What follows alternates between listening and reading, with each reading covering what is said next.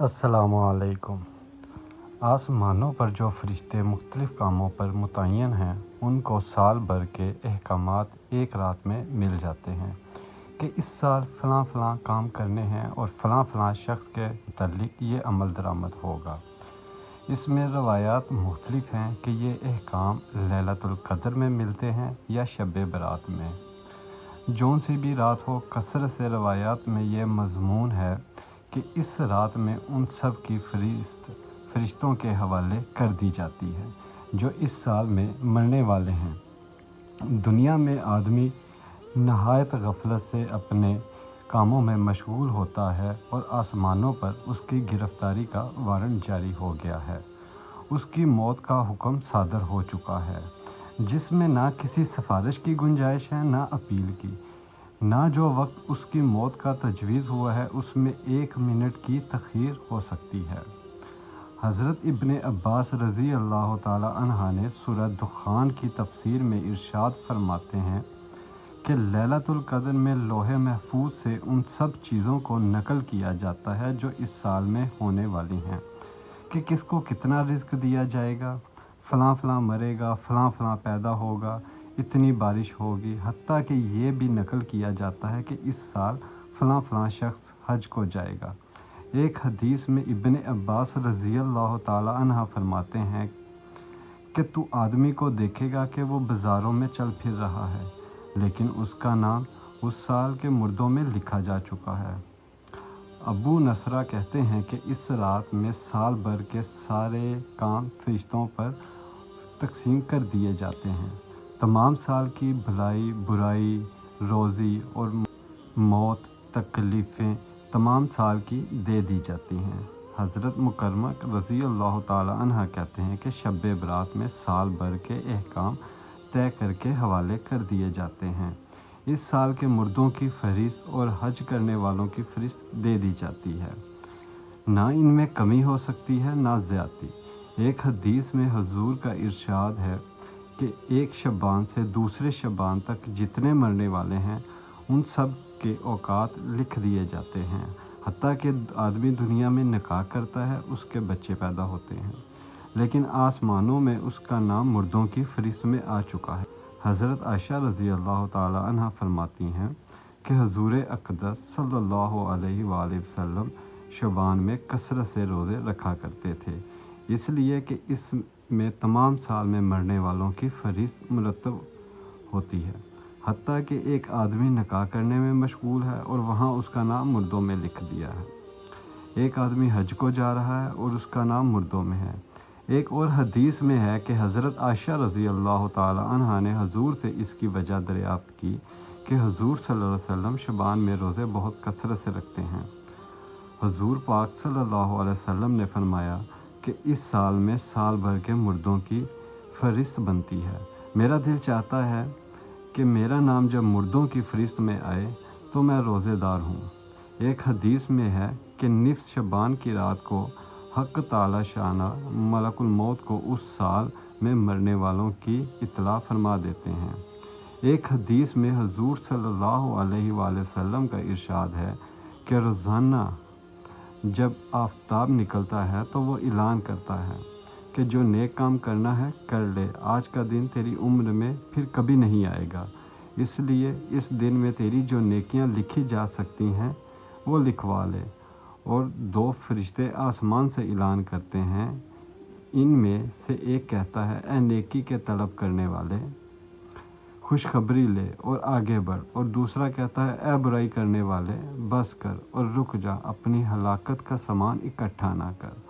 और 2 फरिश्ते ऐलान करते हैं, जिनमें से एक कहता है, या अल्लाह, खर्च करने वाले को उसका बदल दे, और दूसरा कहता है कि ए अल्लाह, माल को रोक के रखने वाले के माल को बर्बाद कर।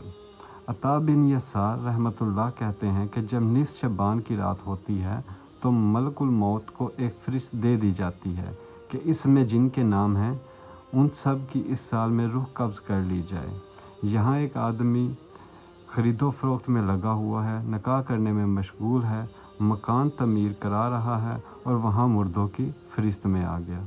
इमाम गज़ाली रहमतुल्लाह फरमाते हैं कि एक आदमी مسکین پر اگر کوئی آفت، کوئی مصیبت، کوئی حادثہ، کوئی رنج، کوئی تکلیف، کوئی مشقت، کوئی خوف کبھی بھی نہ آئے، تب بھی موت کی سختی، نزاع کی حالت اور اس کا اندیشہ ایسی چیز ہے جو اس کی ساری لذتوں کو ختم کر دینے کے لیے کافی ہے، اس کے سارے راحت اور آرام کو کھو دینے والی چیز ہے، اس کی غفلت کو زائل کر دینے کے لیے اسی کا فکر بہت کافی ہے۔ یہی چیز خود اتنی سخت ہے کہ اس کی فکر اور اس کی تیاری میں آدمی کو ہر وقت تیار رہنا چاہیے، بالخصوص ایسی حالت میں کہ اس کا وقت معلوم نہیں کہ کب آ کر مسلط ہو جائے۔ ایک حکیم کا قول ہے کہ رسی دوسرے کے ہاتھ میں ہے، نہ معلوم کب کھینچ لے۔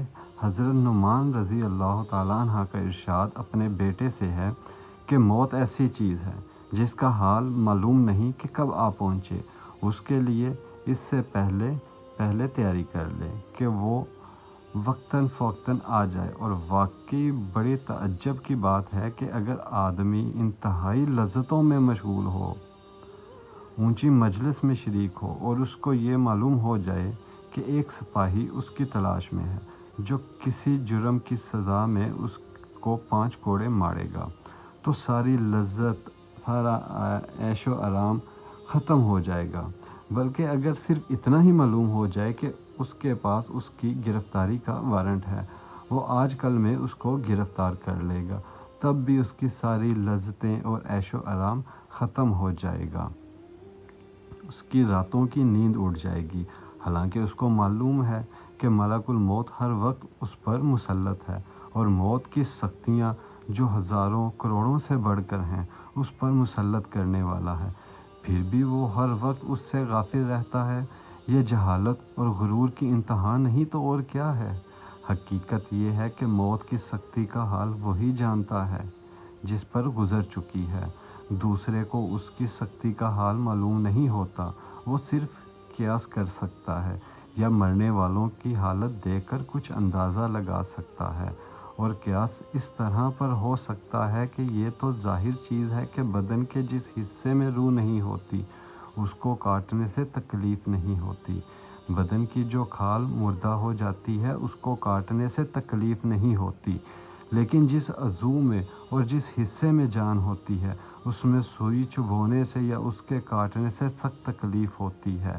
بدن کے جس عضو پر کوئی زخم ہوتا ہے یا اس کو کاٹا جاتا ہے یا وہ جل جاتا ہے تو اس سے تکلیف اس وجہ سے پہنچتی ہے کہ روح کو اور زندگی کو اس حصہ بدن سے تعلق ہے، اس تعلق کی وجہ سے اس عضو کے ذریعے سے روح پر اثر پہنچتا ہے، اور روح سارے بدن میں پھیلی ہوئی ہے تو ہر عضو میں اس کا بہت تھوڑا سا حصہ اثر کیے ہوئے ہے، اور جتنا حصہ اس عضو میں ہے اسی کے بعد روح کو تکلیف پہنچتی ہے جو بہت تھوڑا سا حصہ ہے، لیکن جو تکلیف اعضاء کے بجائے براہ راست ساری روح کو پہنچے جو موت کے وقت ہوتی ہے، اس کا اندازہ اسی سے ہو سکتا ہے کہ کتنی ہوگی، اس لیے کہ موت براہ راست ساری روح کو کھینچتی ہے جو بدن کے سارے اعضاء میں پھیلی ہوئی ہے، اس لیے بدن کا کوئی حصہ بھی ایسا نہیں ہوتا جس میں اتنی ہی تکلیف نہ ہو جتنی کہ اس کے کاٹنے میں ہوتی ہے، اس لیے کسی عضو کے کاٹنے سے اس وجہ سے تکلیف ہوتی ہے کہ روح اس سے جدا ہوتی ہے، اگر وہ مردہ ہو، اس میں روح نہ ہو تو اس کے کاٹنے سے ذرا بھی تکلیف نہیں ہوتی، جب روح کے ذرا سے حصے کے جدا ہونے سے اتنی تکلیف ہوتی ہے تو جب ساری روح کو بدن کے تمام حصوں سے کھینچا جائے گا تو ظاہر ہے کتنی تکلیف ہوگی، لیکن بدن کا اگر ایک حصہ کاٹا جاتا ہے تو روح کا بقیہ حصہ سارے بدن میں موجود ہوتا ہے، وہ اس وقت قوی ہوتا ہے، مضبوط ہوتا ہے، اس لیے آدمی چلاتا ہے، تڑپتا ہے، مگر جب ساری روح کھینچی جاتی ہے تو اس میں کمزوری کی وجہ سے اتنی قوت نہیں رہتی کہ وہ چلائے یا کراہے یا کچھ آرام پالے، البتہ اگر بدن مضبوط ہوتا ہے تو اس کے بعد سانس کے اکھڑنے کے وقت اس میں آواز پیدا ہوتی ہے جو سنائی دی جاتی ہے، قوت نہیں ہوتی تو یہ بھی پیدا نہیں ہوتی، اس کے نکلنے کے بعد ہر عضو آہستہ آہستہ ٹھنڈا ہونا شروع ہو جاتا ہے۔ سب سے پہلے پاؤں ٹھنڈے ہوتے ہیں، اس لیے کہ روح پاؤں کی طرف سے سب سے پہلے کھینچی جاتی ہے اور وہاں سے نکل کر منہ کے ذریعے سے جاتی ہے۔ پھر پنڈلیاں ٹھنڈی ہوتی ہیں، پھر رانے۔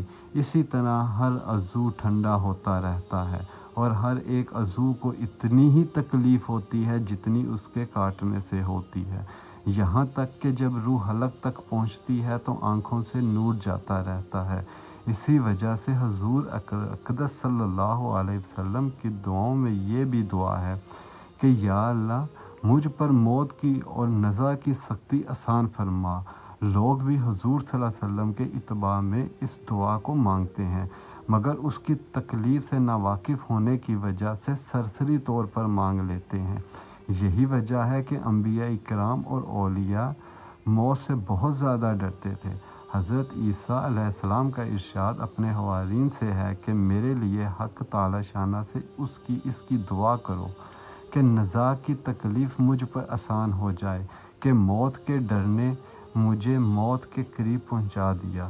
کہتے ہیں کہ بنی اسرائیل کے عابد لوگوں کی ایک جماعت ایک قبرستان میں پہنچی اور انہوں نے آپس میں مشورہ کیا کہ حق تعالی شانہ سے اس کی دعا کی جائے کہ ان میں سے کوئی ایک مردہ ظاہر ہو جس سے ہم پوچھیں کہ کیا گزری۔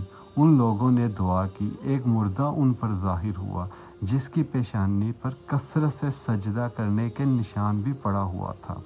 وہ کہنے لگا تم مجھ سے کیا پوچھنا چاہتے ہو؟ مجھے مرے ہوئے 50 سال ہو گئے، لیکن موت کے وقت کی تکلیف اب تک میرے بدن سے نہیں گئی۔ ایک حدیث میں حضور کا ارشاد ہے کہ یا اللہ تو روح کو پٹھوں سے، ہڈیوں سے اور انگلیوں میں سے نکالتا ہے، مجھ پر موت کی سختی آسان کر دے۔ حضرت حسن رضی اللہ تعالیٰ عنہ فرماتے ہیں کہ حضور صلی اللہ علیہ وسلم نے ایک مرتبہ موت کی سختی کا ذکر فرمایا اور یہ ارشاد فرمایا کہ اتنی تکلیف ہوتی ہے جتنی کہ 300 جگہ تلوار کی کاٹ سے ہوتی ہے۔ حضرت علی رضی اللہ تعالیٰ عنہ جہاد پر جب ترغیب دیتے تو فرماتے کہ اگر تم قتل نہ کیے گئے تو بستروں پر مرو گے۔ قسم ہے اس ذات کی جس کے قبضے میں میری جان ہے کہ 1000 جگہ تلوار کی کاٹ سے مرنے کی تکلیف زیادہ سخت ہے۔ اوزائی کہتے ہیں ہمیں یہ بات پہنچی کہ مردوں کو قیامت میں اٹھنے تک موت کی تکلیف کا اثر محسوس ہوتا رہتا ہے۔ حضرت شداد بن اوس رحمۃ اللہ کہتے ہیں کہ موت دنیا اور آخرت کی سب تکلیفوں سے زیادہ سخت ہے۔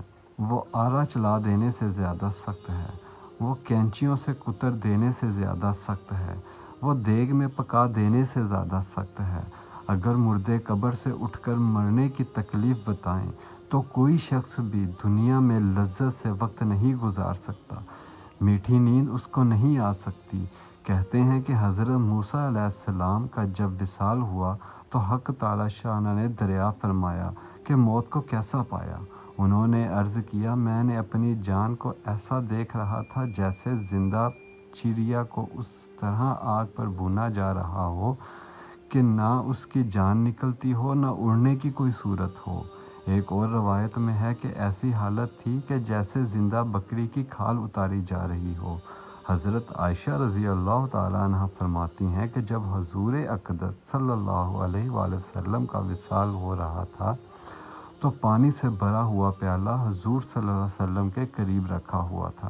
حضور اقدس صلی اللہ علیہ وآلہ وسلم بار بار اپنے مبارک ہاتھ کو پیالے میں ڈالتے اور پھر منہ پر ملتے تھے اور فرماتے تھے یا اللہ نزاع کی سختی پر میری مدد فرما۔ حضرت عمر رضی اللہ تعالیٰ نے حضرت کعب رضی اللہ سے دریافت کیا کہ موت کی کیفیت بیان کرو۔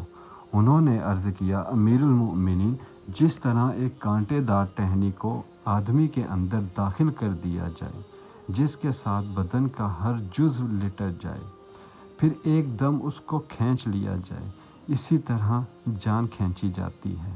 یہ سب تو نزاع کی مختصر کیفیت تھی۔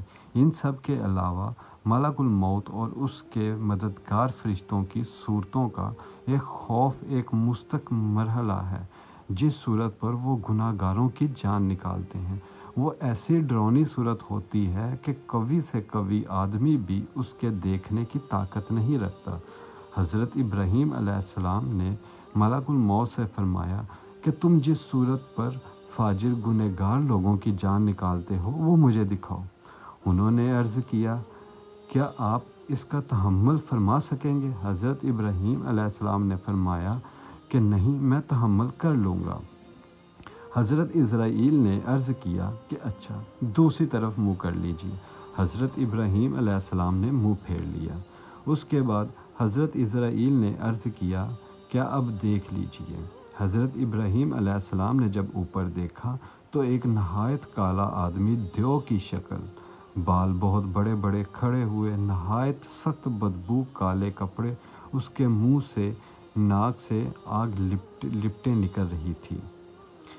حضرت ابراہیم علیہ السلام کو یہ حالت دیکھ کر غش آ گیا، وہ بے ہوش ہو گئے۔ بڑی دیر بعد میں وہ ہوش میں آئے تو ملک الموت اپنی پہلی صورت پر تھے۔